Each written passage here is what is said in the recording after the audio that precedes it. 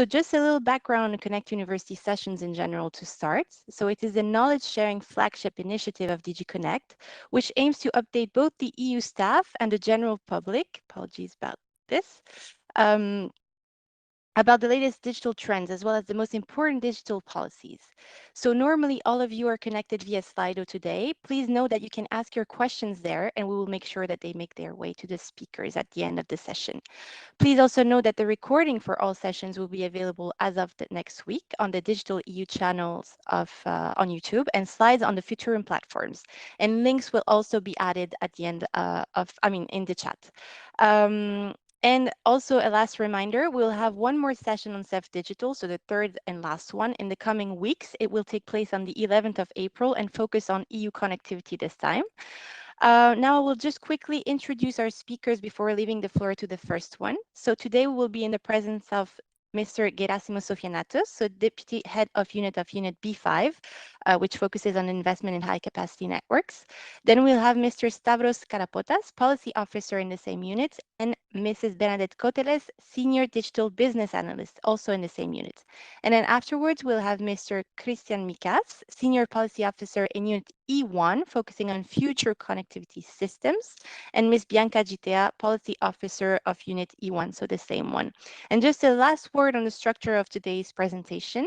So we'll start with an introduction on what CEF Digital is about. Then we'll have a presentation on 5G for smart communities, another presentation on 5G corridors, and then the display of 4 project videos at the end before we move on to the questions from the audience. So now I leave the floor to the first speaker. Gerasimos, this is for you. Thank you very much, Rachele. From my side, I would also like to welcome the participants to this Connect University second session devoted to Connecting Europe Facility Digital. We were very pleased to see that in the first session we had around 560 participants, of which roughly one fifth was from private sector and a quarter was from national institutions. So we hope that today's session will have the same success.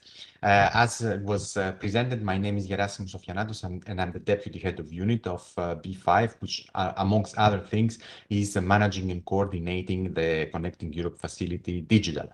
I'm not sure how many of you have followed the previous session, so up to a certain extent I'm obliged in my introduction to please all those who have attended and those who have not attended, and I will try to do it by devoting roughly half of it to giving you a broad policy context and a broad introduction, and then for the last half I will go a bit more specifically on the 5G. I will speak around 8 to 10 minutes. Next slide, please. So the very broad context is that of the digital decade, 2030, and our digital compass, which gives us objectives and targets in 4 cardinal points. We want to transform the EU, the digital sector, and we have assigned to the EU very ambitious targets in the area of digital skills, where we expect and we want to have more than 20 million ICT specialists of both genders and basic digital skills for minimum 80% of the population. In the area of digital infrastructures, where we intervene with CEF, with the objective to ensure that everyone has access to gigabit networks, fixed gigabit networks, and that 5G is reaching all populated areas and, of course, the major transport corridors. But we also have targets in the semiconductors area, the data, edge, and cloud and computing, which are very important for the subject in particular that we are dealing today, and I will come back to this in the second part of my intervention. The third, let's say, area is the digitalization of the public administration, where we want that all key public services can be accessed online and that all medical records can be accessed online, and 80% of citizens use digital ID, and the digitalization of businesses, where 75% of the EU companies should be using cloud, artificial intelligence, and big data by the end of the decade. Next slide, please. Now, of course, where we are in this almost halfway the decade, the situation is to a certain extent mixed.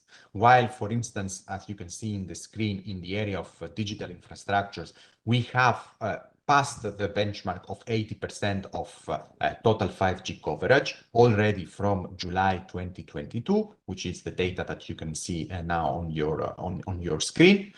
As regards quality 5G, standalone 5G, what we call the 5G that changes the user experience in the mid-wave band of the 3.4, 3.8, the pioneer band for 5G, we are still very far from where we want to be. We are at 41%.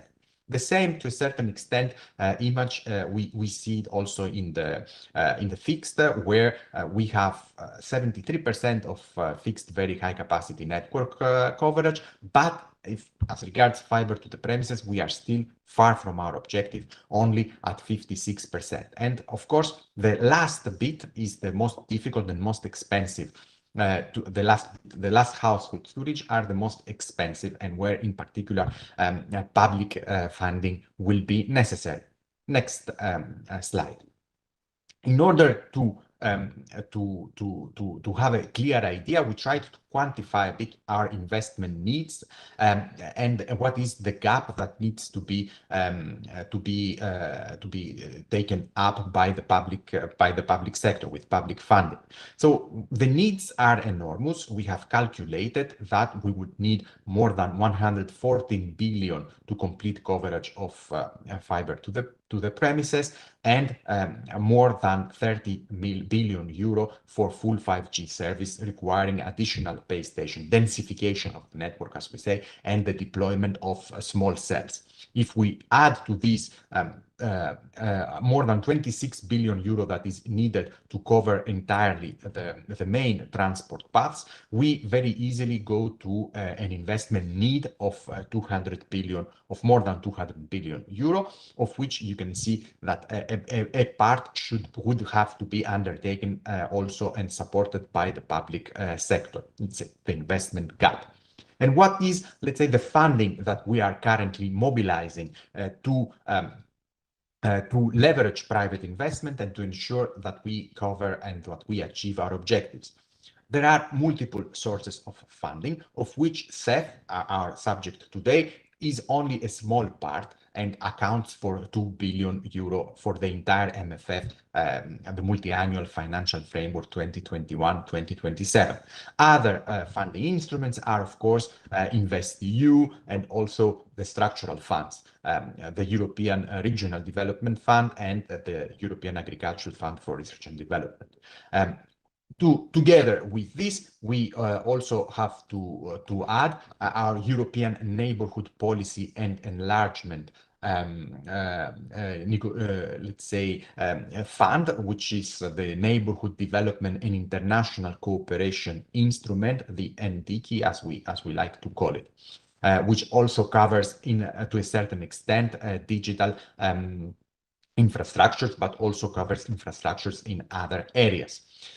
The Next Generation EU with the Recovery and Resilience Facility, of which a big part, more than 20%, has been dedicated to digital. Of this 20%, the 11% is dedicated to connectivity, but there the situation between the member states is not at all, let's say, homogeneous, and there are member states who devote big part of their RRPs to connectivity, and others that do not have a connectivity component. And of course, member states' own investments. All this is the public funding, but the biggest part of the investment will have to be undertaken by the private sector. And this is why the private sector needs to be in the capacity to do this. And we have recently, at the end of last month, 21st of February, adopted a white paper which underlines and shows what is the vision of the European Commission about the evolution of our sector, how Europe can master its digital infrastructure needs, and how we will be able, in our view, to transform our sector to achieve those objectives. I will come back to the white paper a bit later in my introduction. Next slide, please. Now, to complete with the picture on the CEF, the CEF supports two kinds of projects. On the one hand, actions supporting pan-European backbone infrastructures. A number of them has been already presented in the previous section with a presentation on connectivity for digital global gateways. But we also supported in the first call pan-European cloud, the creation of a pan-European cloud federation, and we will support in this year the development of quantum communication infrastructure. Now, today's subject is on the second, let's say, batch of projects and of topics that we are supporting under CEF Digital, which are actions supporting 5G infrastructure deployments. And there my colleagues will explain to you what has been done for the financing of 5G corridors along transport paths and 5G for smart communities. Next slide, please. Why we are targeting those two areas? Because what we are aiming to do is to create the 5G continuum, as we call it, which is a geographic continuum from rural areas to urban areas through via the major transport paths to create an area where products and people can move and be connected at the same time. So people and devices communicating with each other depend on the availability of high-performing digital infrastructures. So edge technology is expected to facilitate the presence of significant computation capacity in a wide range of devices, from robots to drones to medical devices, wearables, self-driving cars. So connectivity and computing are converging.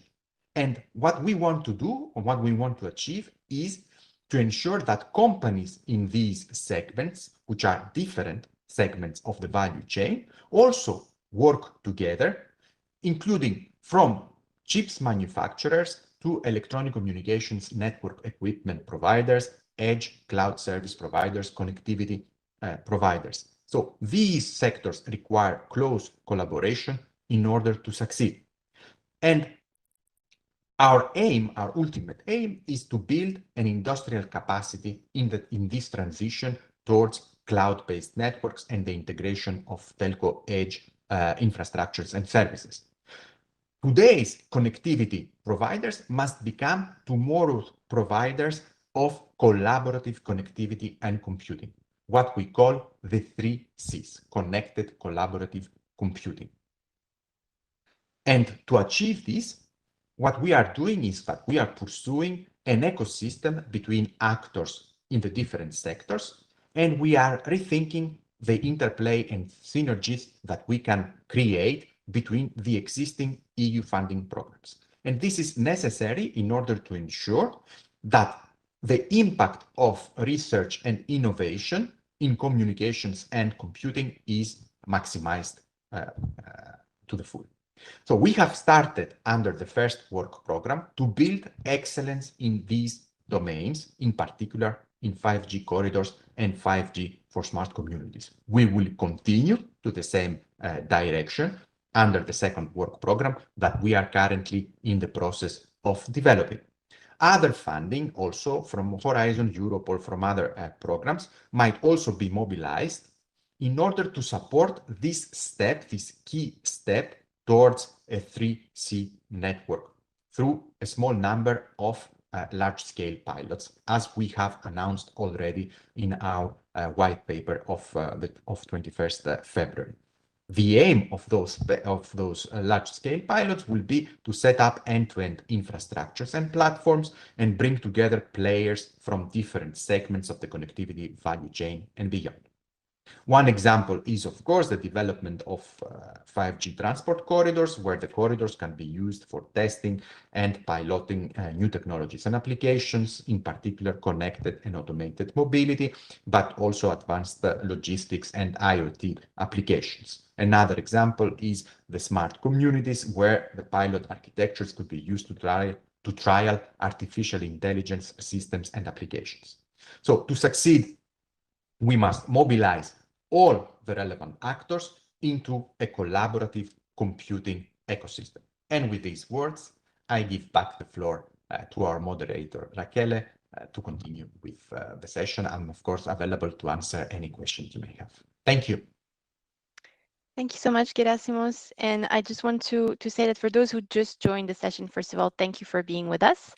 And I also want to remind you that if you are connected via Slido, you can add your questions in there and we will make sure that they make their way to the speakers at the end of the session. I also want to remind you that we will have one more session on CEF, the third and last one in the coming weeks. So it will take place on the 11th of April and focus on EU connectivity. Now I'll leave the floor to my colleague Stavros Kalapotas to talk about 5G for smart communities. Stavros, the floor is yours. Thank you, Rachele, for the floor. And I would also like to welcome all the attendees to this second session of CEF Digital. So yes, let's go to the next slide, please.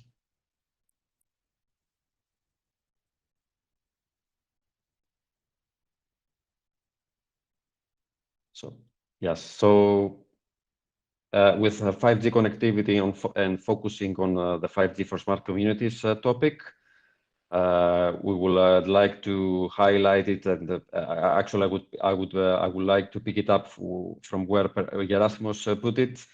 So the CEF digital contribution, as you see on the center box, the funding goes directly to 5G infrastructure.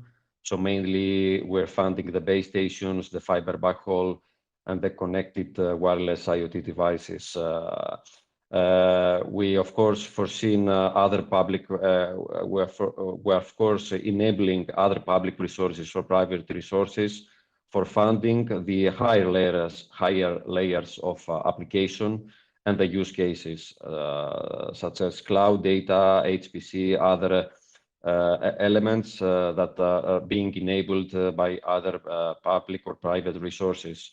In this way, we achieve an application pool as well as a technology pool from either bottom or top side. The example of use cases we have focused under 5G for smart communities are under the services of general interest and economic interest, focusing in healthcare, education, but as well as we have seen already various applications, very advanced and innovative use cases. And you will have the opportunity to see more of it in more detail by my colleague later on. Next slide, please. So one of the main reasons to have our topic 5G for smart communities is to mobilize the overall community of MNOs, various partners, the various ecosystem of technology ecosystem, in order to establish the goals of 2030 to achieve that ambitious goals. As already discussed, we have not only CEF Digital to promote and enable the 5G coverage around Europe, but also other type of programs such as RRF and other national programs. And in this regard, we have established a coordination and support action. You can see in the middle of this graph here that will eventually take the best practices and the knowledge that we will build upon the 5G for smart communities topic and proliferate and make the various replicas and replication across Europe. All in all, the coordination support is sharing the requirement for analysis, the technical specifications, various reference architectures that we are building, and a lot of course, partnerships and agreements, as well as technical assistance is offered through this coordination and support action. The coordination and support action will help us until end of 2025. Next slide, please. About the specific funding that was allocated under 5G for smart communities, we have allocated under the three calls 142 million for the deployment of 5G, and it included also edge cloud infrastructure elements, which were introduced actually in call 3. Of course, we are supporting the local innovative use cases for services of general interest. And we focus on the awareness and replication of these deployments across Europe with not only the CSA under the 5G for smart communities, but also the newly established CSA 5G MEC for EU, which will eventually focus explicitly in the edge cloud integration. Next slide, please. And then we will focus more on funding. If you go to the next slide, we will see that already in the first and second wave of projects being deployed are being deploying under the 5G for smart communities. We have a total of 17 projects with a very good European coverage, with a total investment of 38 million euro in both calls, and a total EU grant of 50 million allocated in both waves. The replicable 5G use cases are mainly for socioeconomic drivers, and you will have also the opportunity by Bernadette to see the next in more detail all these projects and where the technology is focused and the deployment is focused on. Next slide, please. What we have seen as we are considering facts from this already 2 waves of projects. We have seen public and private 5G networks being deployed, not only, let's say, in metropolitan areas such as Toulouse, large regional areas, but also smaller cities such as Wavre, covering urban areas, but as well as rural areas, in order to achieve 5G connectivity where this either in gray or white areas, or even where some connectivity exists but is not sufficient to support the innovative use cases. We have seen a variety of 5G-based applications in a lot of domains, in e-health, smart city, port logistics, public safety, smart agriculture as well, serving a lot of sectors such as healthcare, education, energy, and transport, always in the services of general interest domain. One thing it was very welcome to also to witness is the partnerships that have been enabled under this under our topic, mainly seen already 25 MNOs and companies such as, tower companies and technology companies, as well as software companies, bringing them together to establish various projects. The engagement also of 35 public authorities and SDI providers in order to see in practice the collaboration and the benefits of these partnerships. It's evident in our topic. We have also a wide range of projects with a total we have with an average of 3 million euros. Next slide, please. I would like also to inform the audience that a recent call 3 has recently closed, and these proposals are under evaluation at the moment, and we look forward for the upcoming new wave of projects being enabled and encompassing our portfolio. Next slide, please. More specifically about call 3, there was some difference compared to the previous calls. So there was this new element of embedding also edge cloud deployment, so funding also 5G, not only the 5G infrastructure, but also edge computing infrastructure, if this infrastructure was close to the area of intervention, in order, of course, to achieve the benefits of energy and power efficiencies. The rest of the usual topics requirements remained unchanged in the third call, meaning that we had at least 2 partners, so the owner of the 5G infrastructure, as well as the provider of the SGI use case.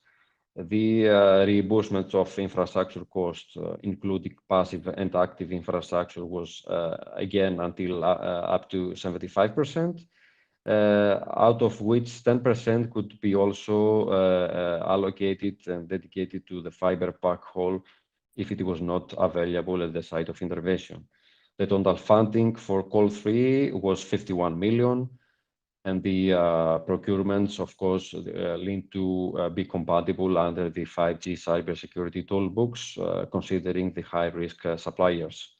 The duration of 3 years, 36 months, still remained unchanged also in call 3. Next slide, please. So I will now focus to what we have done as a topic about the raising of awareness, mainly under this community and support platform. We have established a big community where we meet with like-minded stakeholders in order to build partnerships, share as well good practices. It's a knowledge-sharing platform, of course.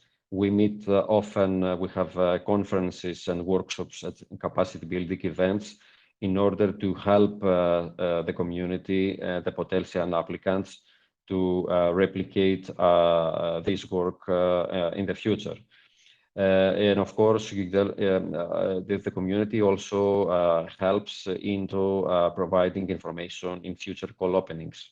And you see some snapshots from previous events in the photos below. Next slide, please. So in total, in our community, we have already established nearly 1,000 members registered, coming from 33 European countries, covering a total of 5 sectors. So of course, this is good, very positive, and we urge and we communicate this very widely to join this platform to learn more about the technology achievements and the future communication of the development also for the upcoming call under the next work program. Next slide, please. And here, this is the last slide from my side. You can see all the needed information, how to reach the communication and support platform. and have this all the benefits and exchanges within the community. And I would like with that to thank you. I remain for any questions that you may have, and I give the floor back to you, Raquel. Thank you so much for this presentation. Now we will jump into the next presentation, still on 5G for smart communities, but from Bernadette. So I leave the floor to you. Thank you very much. I will showcase a little bit the projects that we have seen coming to us. My colleagues mentioned that it's right now 17, but next slide, please. But before we talk about projects, I would like to remind everyone what is the drive behind. The question we ask, would it make a difference if I had 5G? Would it make a difference if I had 5G in my community? Would it change the life of people in a positive way? Would I save more lives in a fire incident situation? Would I have long-term sick children getting a better education, being able to follow remote classes? Would I make a difference by managing better waste or recycling, and in agriculture, for instance, using less pesticides? So I'm just, or I can give you more examples, of course. I just would like to raise awareness that these 17 projects were born with a project idea, and they were not only based on what 5G can bring to them, but also required a deep analysis of what is necessary in those communities, and they came up with use cases. When I show you these slides, it's a little bit misleading because the sectors they are covering, these 17 projects, are many more than what we can put in one slide. And I really would like to encourage everybody to go and read. There is a space where you can read about the projects in depth. So I will not be able to describe them all in details, but I would like to share with you a little bit what 5G can be used for and how these projects that we have seen emerging came up with innovative solutions thanks to using this technology. Here on this slide, you can also see a summary of the projects, the countries. You can see also the EU grant was given to them. These projects are now, some of them running for a year, and some they have just started, and most of them are having a timeline of 3 years, not all of them. Some of them are a little bit shorter. So I really encourage you to go in depth based on my presentation. I hope that you will get into a mood to learn more about them. And now I will go to the next part, which is a little bit structuring with sectors. Here you can see that we have a space called 5GSC.eu. My colleague mentioned to you the platform. This is the platform. You can see a lot more details about the projects. We did some capacity building. We invited some of the projects which started earlier to give presentations. So there will be a question in a slide also about if you want to hear more about these projects, please express interest in case you would like to hear the experts who are delivering these projects. We will make sure that we invite them. We are also in strong collaboration with HADEA. You know, this is an executive agency who is working with projects more directly than us. So it's useful for you to know that there is, of course, a lot of information on the HADEA website, but there is also a specific dedicated space for a project directory where we will store all the projects that are coming on the digital strategy website. Next slide, please. So the first projects which you may want to have a look in the project directory for details are the ones that are shown here now. These have combined already education, healthcare, sometimes with partners from universities, hospitals. Of course, the operators are often on board. We also saw emerging some less known and alternative operators. We have seen a lot of solutions in emergency services where also it's a benefit that 5G brings, that there is a more timely response. We have also seen that at municipal services, my colleagues mentioned this is services of general interest, but it's not always municipal services, it's very broad. But we have seen also that they use for smart traffic management more locally. We have also seen projects which were focusing on not only the emergency aspects that the municipality or healthcare could, I mean, ambulances, for instance, can give, but also disaster management and public protection were also included. So next slide, please.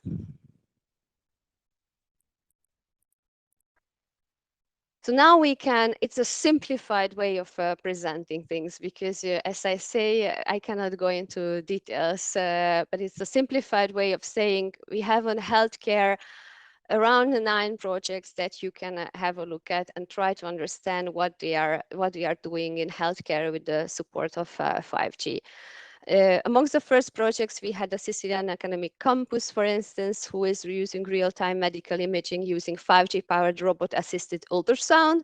And we also have University Hospital in Germany, Frankfurt, where they use it for telemedicine, giving better care. They also use remote consultations, imaging and intervention control based on AR and VR, augmented reality and virtual reality. They also use digital health records, wearable sensors, responsive alarm systems, and they also could optimize their internal and external processes. Furthermore, there is also a potential for execution of local and cloud-based AI solutions. Next slide, please. So I already mentioned, but here it's shown a little bit more details, the consortium, the location, the timeline of the project. I will show for each project this, but I will not go into depth because I don't have, of course, the time for that. But I would really invite everybody to go to the project directory for those details, and also to the 5GSC.eu website, because there you can see more these details. So next slide, please. The same applies here. You can see that this project that I already mentioned is the University Hospital, where they in Frankfurt already it's started in 2023 January. Most of the projects of the 7 they started in that time, so you can dig a little bit deeper for more details. Next slide. For the smart solutions, we have also seen a combination of different solutions in healthcare and education. This was a good example, not only in the previous university examples, but also the specific collaboration with the hospital. And even in terms of logistics, because they, for instance, use in one of the projects, Flanders Maasvliet, transportation of blood samples by drone. There's a very strong collaboration with the hospital, and they could deliver these blood samples much faster and much more responsive development for emergency situations. I also would like to highlight again a bit more detailed, we call it PPDR, Public Protection Disaster Relief Project, where they focus on not only the ambulances, but also the police, border protection, and other aspects. So there's a combination of different types of services, and this is what I would like to highlight, that there is a potential of different type of use cases being used in this type of projects. Next slide, please.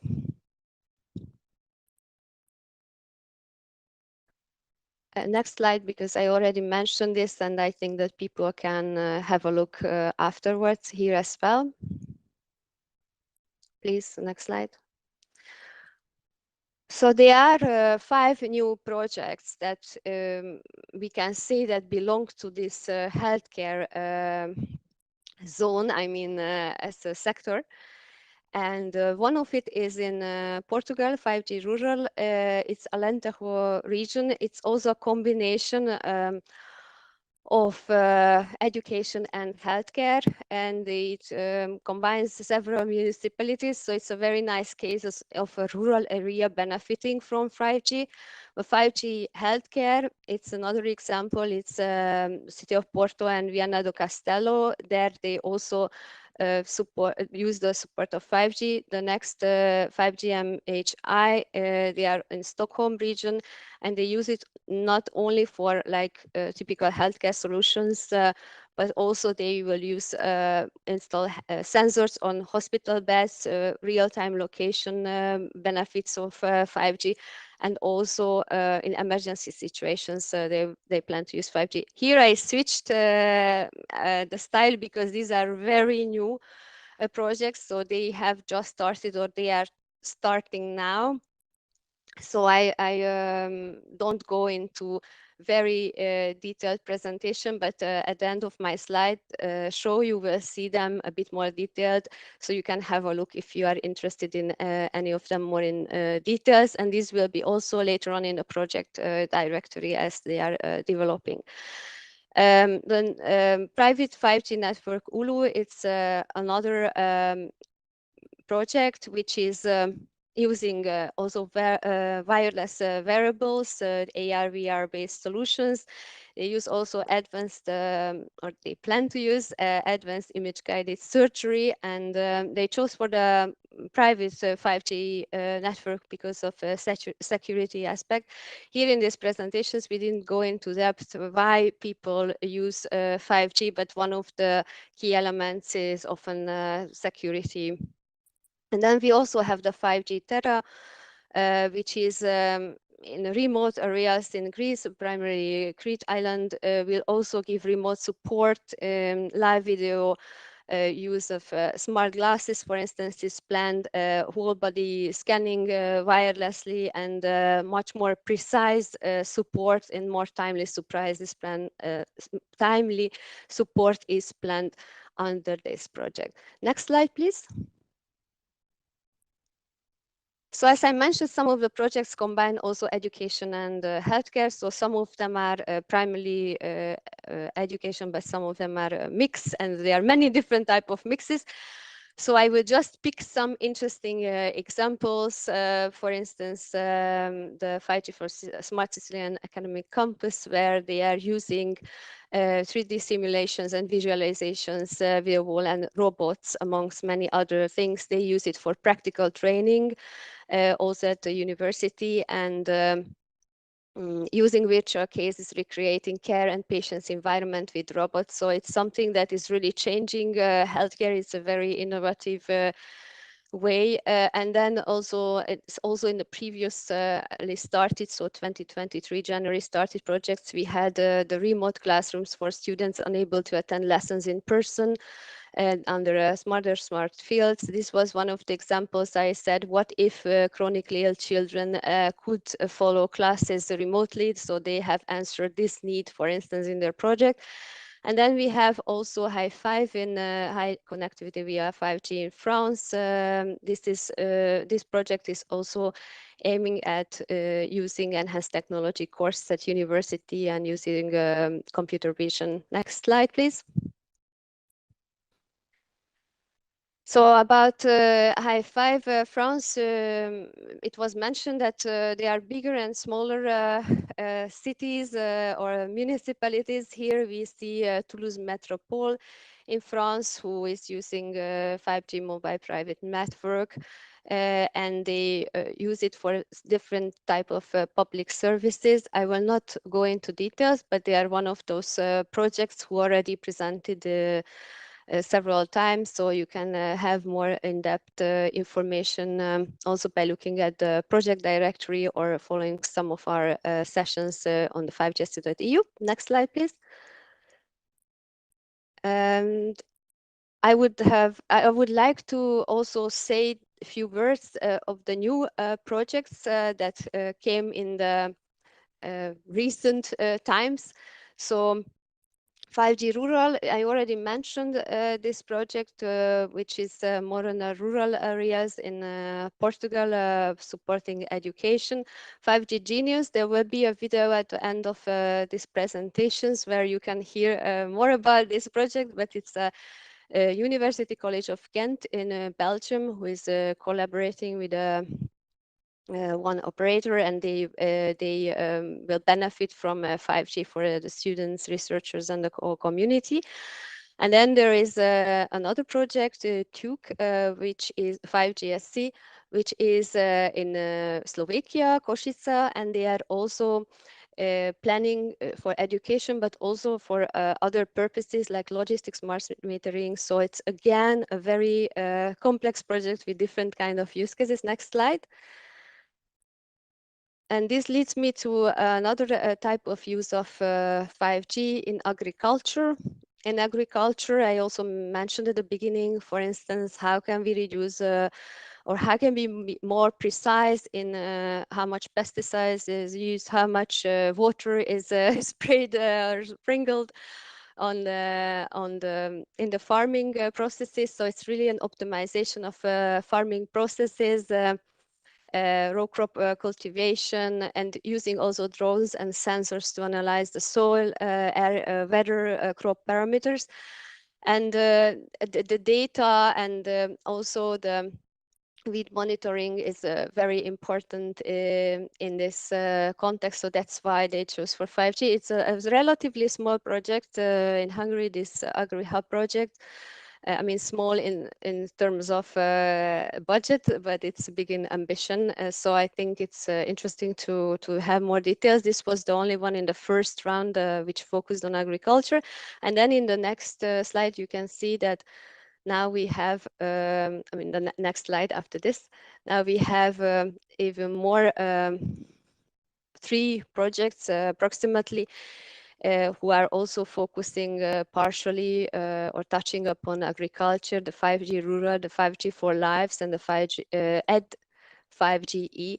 Maybe you want to go more in depth to look at them and to understand what they are offering. The 5G Rural, I already mentioned. 5G for Lives, it's together in Latvia, Riga, and Turin in Italy, and they are going to focus on not only agriculture, is actually on very difficult reach places to make sure that the emergency response is fast. And ED 5G will also come in my next presentation, so I will cover it a bit later. So next slide, please. So transport, the logistics is also areas that are covered by the first and then the upcoming projects. I already mentioned i5. You can go in depth to understand better what they are offering. ED 5GE is also an interesting project to look at for from the newer projects. They are deploying also 5G infrastructure and particularly using the features of low latency reliability and IoT connected applications. And they were used in many areas, including public safety, waste management, traffic management, farming, and transport. So here you see them under transport, but they will come in different parts as well because they cover many sectors. And the project plans to deploy 5G networks bundled with cloud to edge middleware stack capable of supporting the data intensive cases and applications. So I think it's also worth to mention under transport, but also has a lot of other links. TUK 5GSC I already mentioned as well, very briefly. This project is with the university, as I previously mentioned, and has also aspect which is focusing on transport. The Smart Port Place, this project I haven't mentioned yet. This project is Ploče is not place, but Ploče is in Croatia, and it will use edge connections capable of large data processing and real-time location, surveillance and incident prevention. They are located in Croatia. We can have a look at them later on. So next slide, please. I already mentioned, so I will go very quick with this slide because in healthcare, sometimes the emergency safety are already mentioned. I was covering the PPDR project, for instance, the Flanders Smart Fields. And Connect2 I haven't mentioned yet, but there will be 2 videos at the end about this project, which is located in Wavre and is delivering on many different fronts, including emergency. And at the beginning, when I mentioned about firefighting, having a better response time in this kind of incidents is, for instance, a case that is covered by Connect2. Next, please. Next slide, please. So there are few more cases that are emerging from the newer projects. These are the 5G Rural, 5G for Lives, which I already mentioned, and Ed5GE. So these are the projects you should check when you would like to learn more about what emergency and safety cases or case studies or use cases, because it's about concrete deployment you can find. Next slide, please. What was quite interesting in the second round, I mean, the more recent new projects that we have seen a focus also on energy management, smart metering, for instance, Tuke that I already mentioned is covering those, also 5G MHI, 5G for Lives, and Smart Port Ploče. These are also examples that you may want to have a look when there is also a link with smart metering, smart energy management systems. So these are interesting cases. Next slide, please.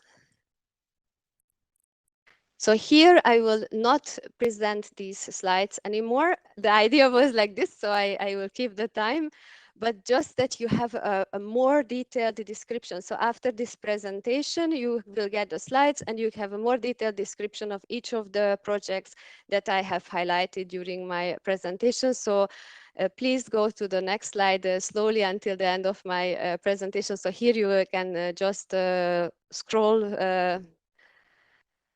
and show them, and those who are interested, they can check them out more in depth. They are all very interesting and worth attention, so I didn't want to, because of the time constraints, I didn't want to privilege any of them. I tried to show each of them and you can have a look. And here we arrived to the end of my presentation. I would really invite everybody who found this interesting to go to the 5GSC.eu website, register there, and you can get the latest information, what's upcoming, also about the events that my colleague mentioned that you can attend. And there is capacity building sessions. There's a lot happening there. And there is also a matchmaking space for people who would like to do similar type of projects in the future.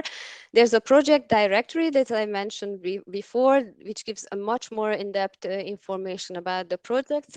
You can also reach out to Hadea if you have questions, and you can follow us on X if you would like to get the latest news. So thank you very much. I give the floor to my next colleague on 5G corridors. Thank you for your attention. Thank you so much, Bernadette, for the presentation. So as was explained, now we will have a presentation on 5G corridors. Just before we started, I just want to remind everyone that if you are connected via Slido, you can add your questions. I see that many questions were already asked, but if you still have any, feel free to add them there, and we'll answer them at the end of the session. And now I leave the floor to Mr. Christian Mikas for his presentation, and of course Bianca Gitea for their presentation. Sorry, on 5G corridors. Many thanks, Rachele, and good morning, everybody. Or good afternoon, should I say. So my name is Christian Mika, and I'm working together with my colleague Bianca Gitea in the Future Connectivity Systems Unit of DG Connect at the European Commission. Our unit is in charge of policies in the area of 5G evolution and 6G developments, as well as 5G deployment for mobility and transport. As the European Commission believes that 5G will be a driving force in the green and digital transition of the EU, in particular thanks to its transformative potential for the digitalization of a number of sectors that includes, of course, mobility and transport. In order to unleash that potential, it will be necessary to deploy 5G along the main transport paths across the EU, the so-called 5G corridors. And we have for this purpose a dedicated EU funding instrument, Safe Digital, a program implemented by ADEA, the Health and Digital Executive Agencies, with whom we have a very good cooperation. So my next slide, but first let's start about what do we mean by a 5G corridor. So 5G corridors refer to the uninterrupted coverage of 5G connectivity infrastructure along a given section of motorways, railway, waterways, meeting requirements for connected and automated mobilities, automated train operations, or mission critical services. In particular, what is very important is to ensure the provision in a predictable fashion of a guaranteed quality of services. At the same time, that same 5G corridors also enable the provision of gigabit connectivity to road users and train passengers, because 5G is a multi-purpose, multi-service technology. And indeed, on these pictures that I picked up, you can see motorways and railways that are running in parallel. And with connectivity will be served by the same 5G connectivity infrastructure. Another important feature of 5G corridors, in particular in the context of the Safe Digital program, is the ability to ensure a service for vehicles crossing the border, service continuity. So as you have certainly noted, whenever you cross a border within the EU, there is a service interruption in the provision of the mobile connectivities that can last several minutes. And of course, for vehicles, be it a truck, a car, or a train passing the border, it will be necessary in order to enable connected and automated mobility use case to ensure service continuities with in the range with a handover in the range of 100 milliseconds and beyond. The next slide. But what makes actually 5G so special, in particular, with a view to enable mobility use cases and applications, it very much relies on specific features of 5G. The very short latency. First, you should think of the signal going back and forth between a car and other cars, or the roadside infrastructure, or the 5G station. If you think about a car moving at the speed of 120 kilometers, the car runs over a distance of 33 meters. And hence, in order to achieve a quality of service, enabling the provision of connected and automated mobilities, it is necessary to go beyond the 100 milliseconds that I mentioned before.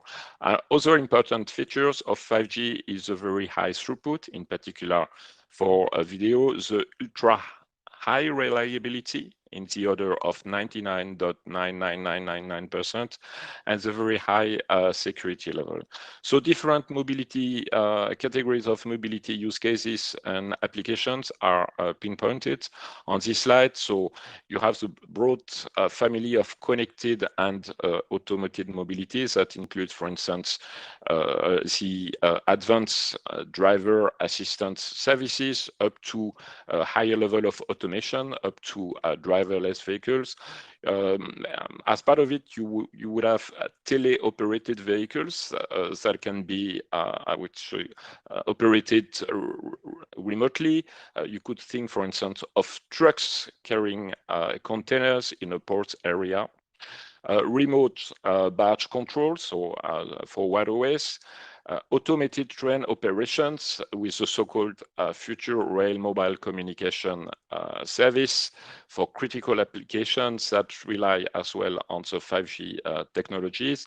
And this FRMCS will replace progressively as of 26 and onwards the current communication systems for rails that currently relies on 2G, that is called GSMR.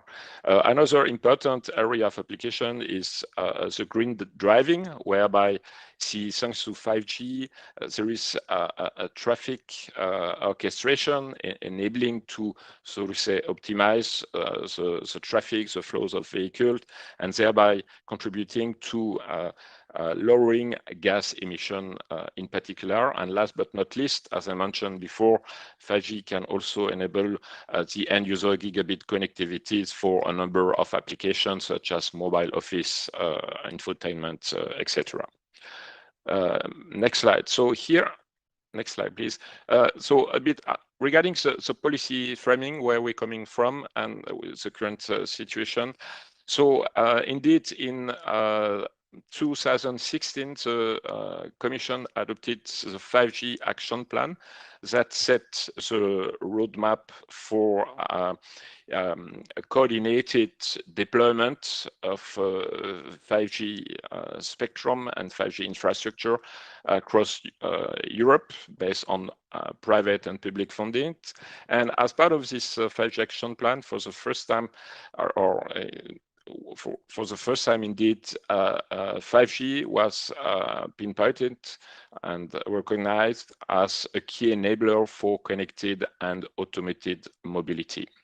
Another important milestone has been the Digital Decade strategy of December 2022, whereby the pan-European deployment of 5G corridors along the major transport paths has been, so to say, pinpointed as an area for the coordination of efforts as part of a so-called multi-country project. What is specific, in particular on the Safe Digital, is a focus on service continuity across borders. Indeed, as you can see on this map on the right-hand side, here we have the priority sections of the Trans-European network for transport corridors that are indicated in the CEF regulation. And overall, only on this map, only on these 26,000 kilometers, there are 49 intra-EU borders. So there are much more intra-EU borders, of course, in the EU, and it is important in that respect to focus on service continuity across borders, both because this is economically a challenging area, but also with a view to develop common specifications that could then scale up across the EU and beyond. The approach in this deployment has been to first conduct a number of large-scale trial projects under Horizon 2020.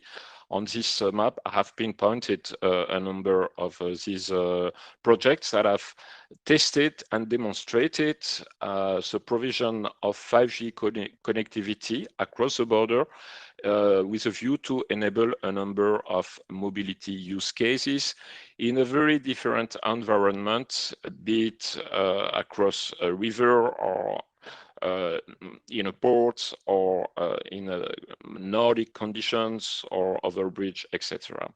And the result of this 5G cross-border corridors, of course, have been very useful in order to, insofar as they have provided insight useful for the preparation of the first wave of the Safe Digital project. So as the Safe Digital funding for overall, on the basis of the first work program, it's 800 million euros for the 21-27 periods, encompassing a combined length of 26,000 kilometers of corridors, both for roads, rail, and waterways, and as I said, with 49 intra-EU borders. So first wave of the 18 EU-funded projects have been launched since the beginning of 2023. This will be presented by my colleague Bianca Geitea. Also, an important aspect is that in relation with relatively complex, in relation with the complexity of the ecosystems for 5G corridor projects that are bringing together stakeholders from different industries, in particular from the telecom industry, but also from the rail industry or from the road operators sector or the automotive. So for this purpose, it is necessary to provide guidance, and indeed there is currently preparatory work for a 5G strategic deployment agendas based on the input from the stakeholders and from the industries. It is coordinated by the Smart Networks and Services joint undertakings that is implementing research and innovation activities as well in the field of 5G evolution and 6G. Last word on the integration with edge nodes and European cloud infrastructure. Of course, this will be quite important in order to enable all the different connected and automated mobility use cases that are quite complex. And indeed, as my colleague Gerasimos indicated at the beginning, as part of the white paper on digital connectivity, we expect to have a stronger focus in the near future on this particular aspect, in particular with the launch of large-scale pilots. I have a last slide for you that concerns next slide. Yes, indeed, the 5G coverage in the EU. As you perhaps know, the Commission is running a 5G observatory. You have the address on the web, the link on the left-hand side, with a view to measure progress in the assignment of 5G spectrum, but as well in the coverage of the populated areas. For the time being, according to the latest report issued in October of last year, the coverage of the 5G coverage of populated areas is 81%. And this is to be seen in relation with the connectivity target set in the digital strategy, that is 5G for all by 2030. However, in many regions, this 5G is connectivity infrastructure is not sufficient in order to enable connected and automated mobilities. And for this purpose, in many areas, it will be necessary to go beyond the coverage obligations of the 5G licenses, in particular to complement geographic coverage along the transport path with a view to ensure service continuity, but also to enhance the radio network density in order to meet higher quality of service requirements, in particular for connected and automated mobilities and rail operations. So with that, I'm done. Thank you very much for your attention. I give the floor back to Rachel. Thank you. Thank you so much for the presentation. Very clear. So we'll jump now into the presentation of Bianca, still on 5G corridors, before we move on to the display of 4 project videos. Bianca, over to you. Yes, hello everyone. So I'm Bianca and I work with Christian, as was mentioned before. We work in Connect on the policy side of 5G corridors. So of course, managing the work program which oversees or governs this topic, the 5G corridor topic, as well as coordinating with the executive agency, which in this case is the Health and Digital Agency, who deals with the calls and with the project management, and on whose portals the calls are being published. As I saw, there was a question about this in Slido. So on this slide, you can see an overview of the Call 1 and 2 projects. So far, we've had 3 calls being published. These are the first 2 calls that were published in 22 and in 23. And the projects have launched in 2023 and 24 respectively. The project lifespan is 3 years long. And that could give you an idea of when we will be able to showcase complete projects. We have seen so far, so we have 18 ongoing projects for a total of 106 million euro investment. And about 50% of that, so for about 42 million, is in requested CEF digital grants. CEF, right. There were 6 deployment projects for a total of 38 million euros and 12 study projects of about 4 million in total, which of course prepare for the CEF pipeline and to possibly develop deployment projects in future calls. Next slide, please. Just one more thing to point out here. When you look at this map, and you will refer back to it, you can see which projects are deployment, which projects are studies, which countries are associated, and whether they cover road, rail, or both, or maritime. Moving on to the next slide, please. So calls 1 and 2 were part of what we call the early wave. So it was to see if the market is ready, to test the market out. As I said, they launched the projects that resulted from these 2 calls launched last year and the beginning of this year. 4 of the projects are deploying infrastructure along road highways.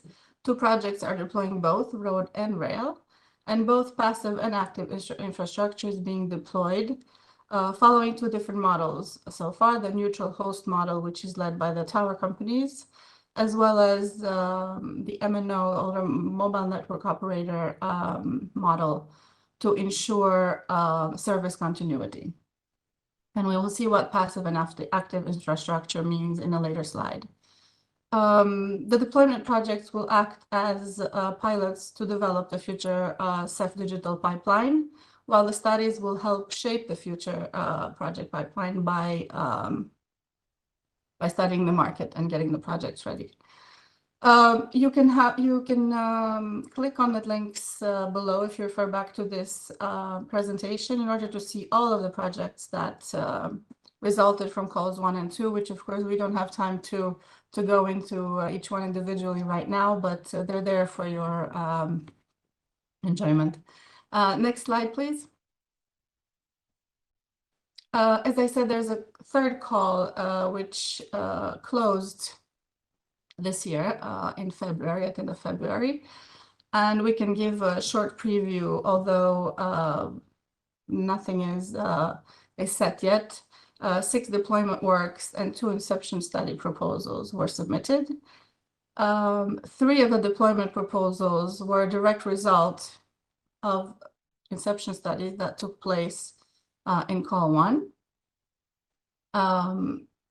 These submissions are currently undergoing the evaluations procedure, so we will see how many projects actually end up being funded.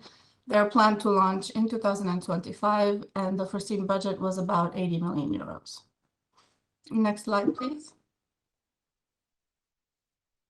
In terms of impact, Christian already covered most of this information.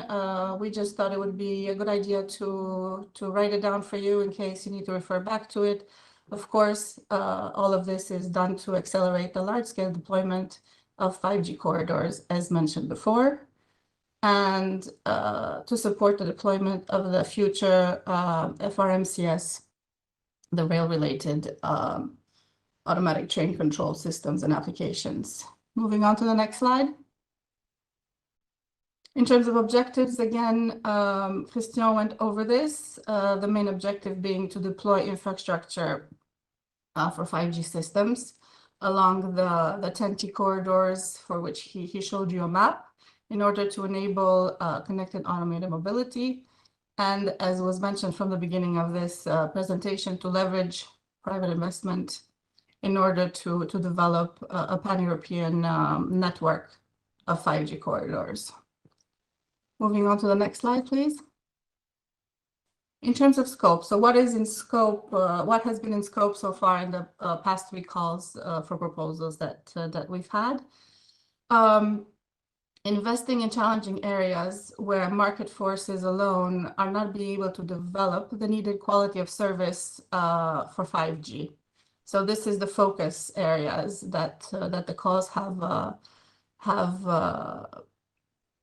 mentioned during our in the text.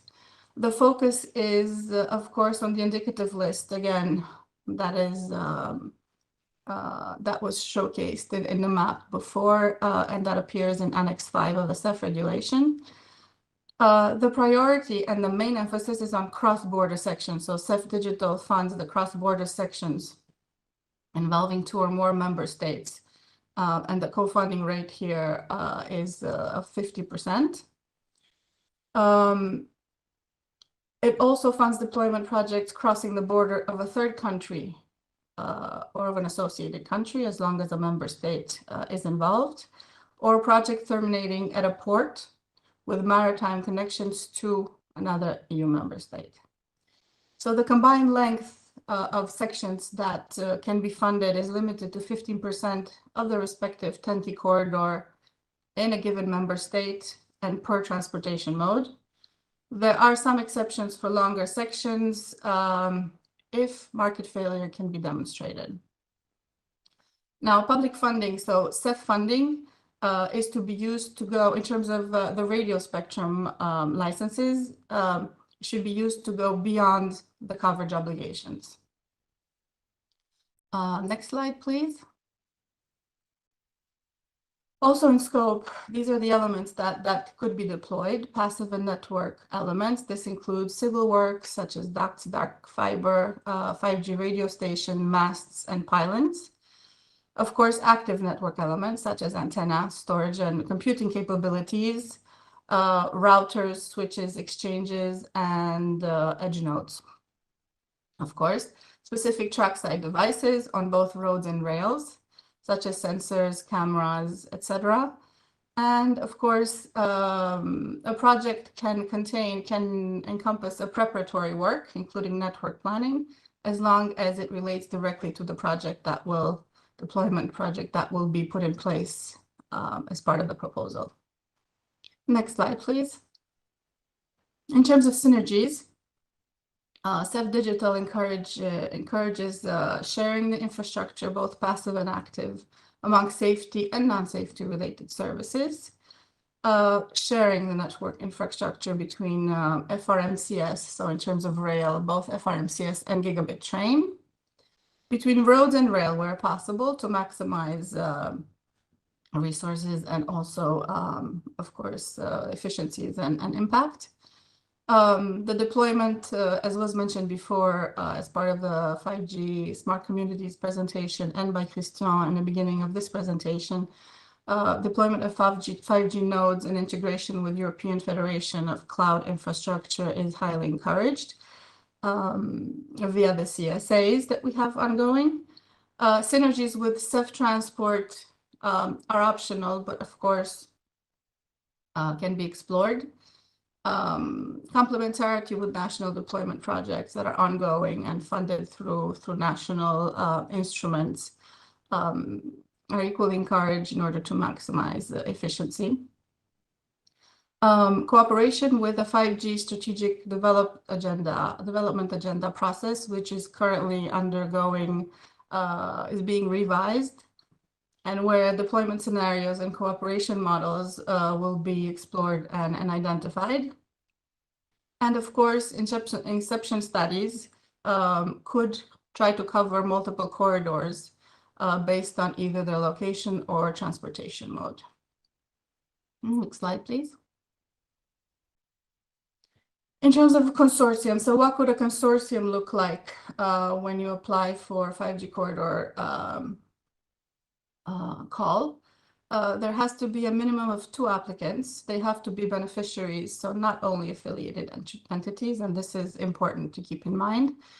They have to come from at least 2 member states or a member state and an associated or third country. There is an exception when there's no terrestrial border with a member state, the 2 applicants could be from the same member state.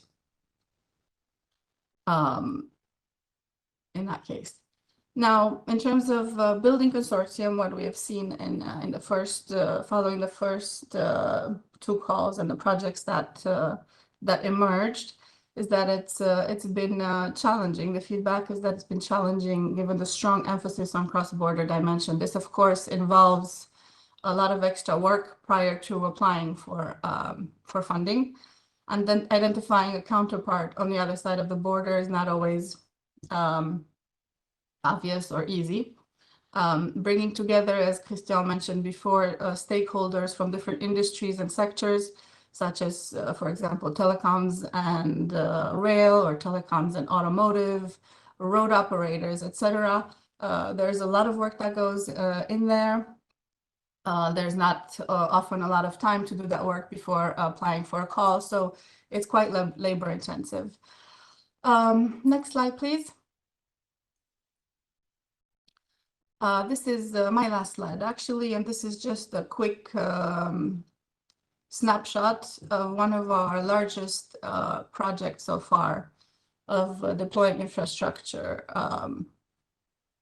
along road and rail. This is a Scandinavian project of about 2,000 kilometers. The focus being on long distance transport and logistics. This was led by a mobile network operator, Telia Sweden, together with their counterparts from Finland and Latvia. And the goal was to enable applications and services for connected automated mobility and for FRMCS, and to generate use case solutions. What they're hoping to do is to improve cross-border service continuity for already established services in the area, and deploy 5G infrastructure along the Northern European part of the Scandinavian, Mediterranean, and North Sea Baltic corridors. And the use cases that will be generated will deal with capacity reservation for industrial and mission-critical transport and logistics in order to have a faster change of network at the border crossings, and enable remote control of vehicles and trains. This was my last slide. We now have a quick, very short video of the 5G Net C project, just to give you a sense. We will have more once the projects are being implemented and well on their way. For now, this is a first. At the Asta Zero Proving Ground in Sweden, we built a 5G network that runs in parallel to the public mobile network. We run remote-controlled tests for vehicles in real time, connected through the North Star network. We also run network slicing with defined quality levels to stress test features required by clients when the network is heavily loaded. This revolutionizes the way 5G can be managed to provide extra performance and security to specific services. New technologies can be developed and tested faster to be ready earlier with North Star.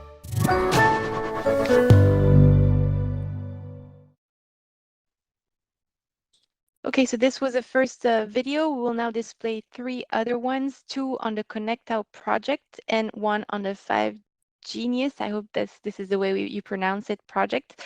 So the 2 first ones is one from the project coordinator of ConnectOut and one from the director of digital and support at the city of Wavre. And on the 5Genius project is from a researcher from CityMesh, and he will explain how the project is implemented in the University College of Ghent. So we can now display them. Hi, my name is Stéphane Huguier. I am one of the director of City of Wavre, a city in Belgium, and we introduced the ConnectO project, a project funded by CEF, the Connecting Europe Facility, to help us to understand the city. And for instance, we have mobility issues, the traffic flow issues that we can gathering data, real-time data with lots of sensors to help us to understand what is the problem, what is our mobility issues in real time, and to help our politicians to take a better decision based on data that we can gather.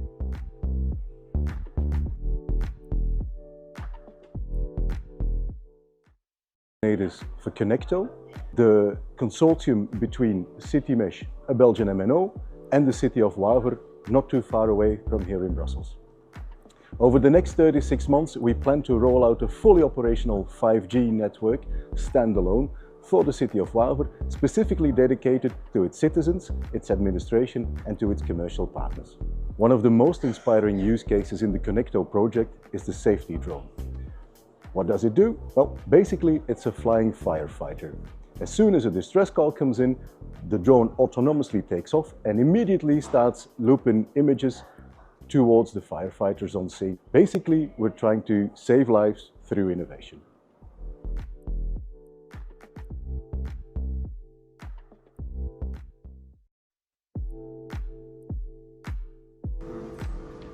Hi everyone, I'm Nico. I'm a researcher for Citymesh, and I'm here today to present the 5Genius SAF project, which is a project where we will place a private 5G network in the University College of Ghent to facilitate students and entrepreneurship by letting them come in contact for the first time with a private 5G network, so they can benchmark their products, can see what value it has for them as a company, but also for the students to really have applied research and to be able to perform that research and to make sure we become an important factor in the education concerning 5G.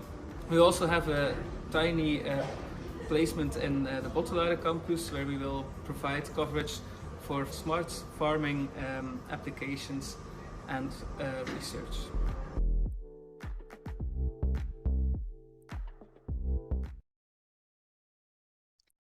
Okay, I hope this was useful for everyone.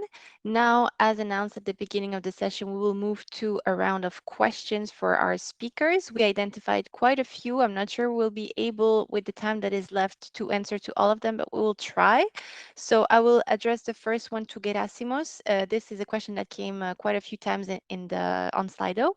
So it's to know if there are going to be, there is going to be a fourth call for funding for SAF digital topics.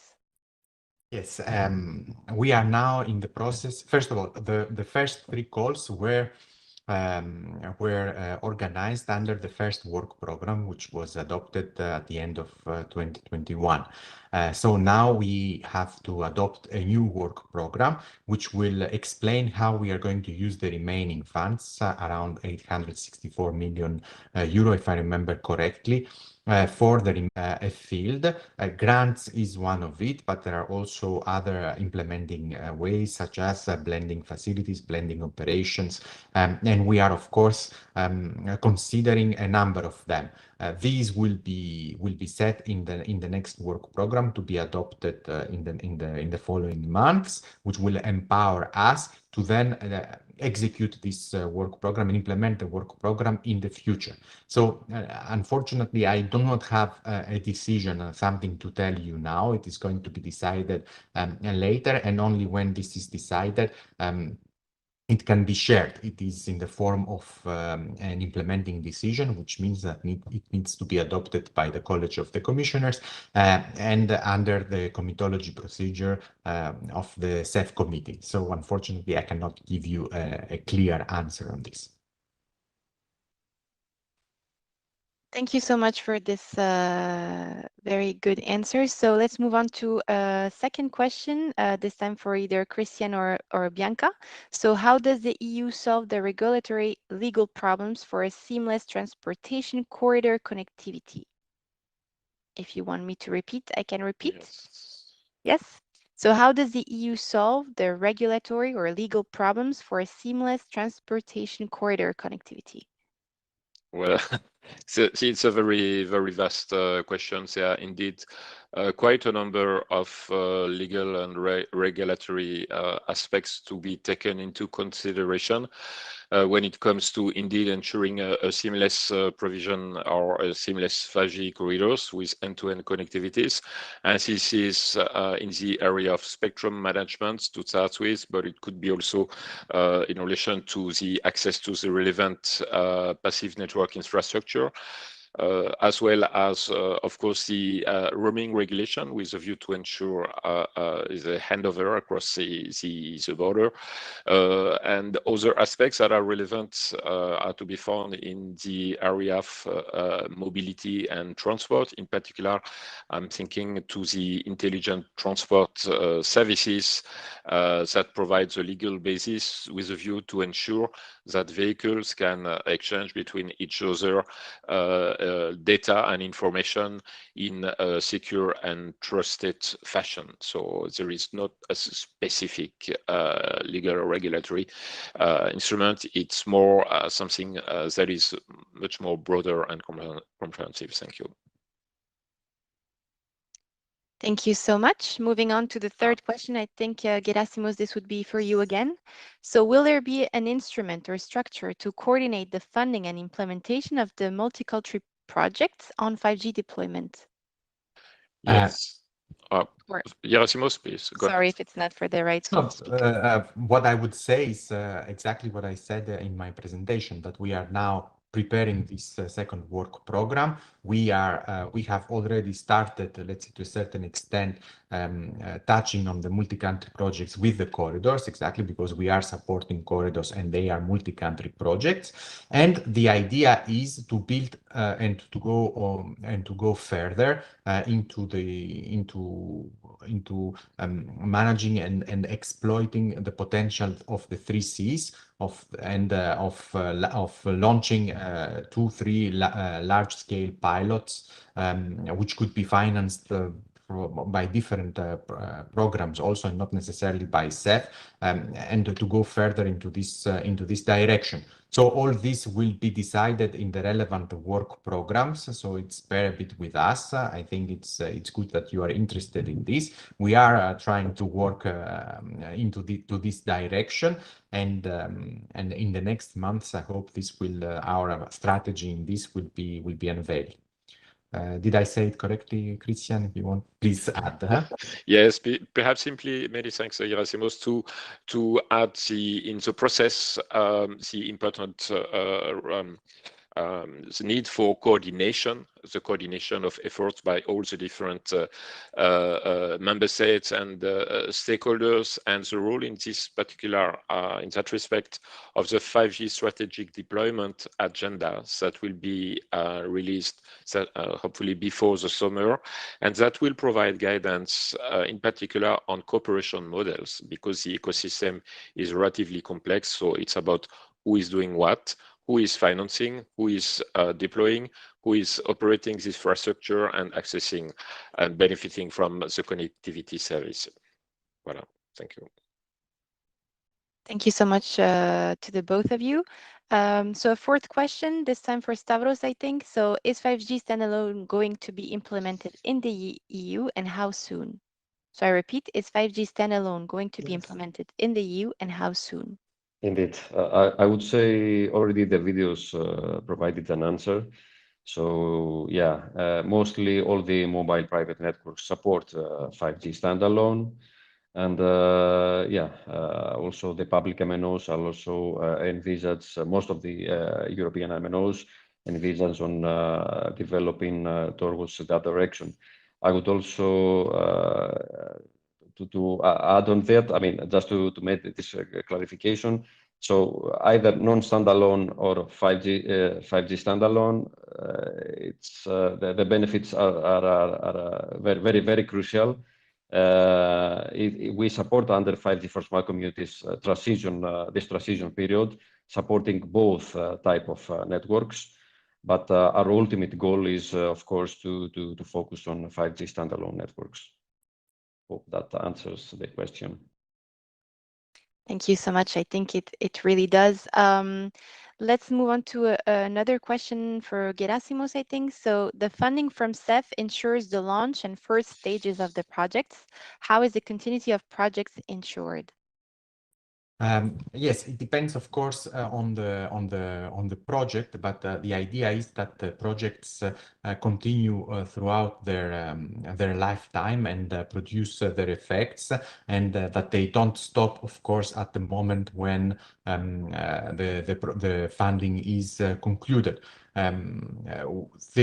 We are covering a significant part of the capex. And of course we are as in every program we are only co-funding, so the projects have to also bring in their own and they should assume their own share of the costs, and of course take on board the operating cost. As as the colleagues also explained here, what we are trying to do is to explain and to demonstrate that projects in the area of 5G communities and 5G corridors are projects which are commercially viable, that can be launched, developed, and have their own lives, and afterwards become commercially viable. So there is let's say the idea is not that we just finance something which is a pilot and then it stops there. To sum up, all the projects that we are financing will be up and running also after the end of the subsidy, after the end of the period of the implementation. Okay, great. I'll continue with two more questions and then we'll close this session. So, Stavros, Bernadette, how many projects were submitted in the third 5G and Edge Cloud for Smart Communities call? Call 3, I suspect, because for call Yes, 1 indeed, and call 2 we know the number.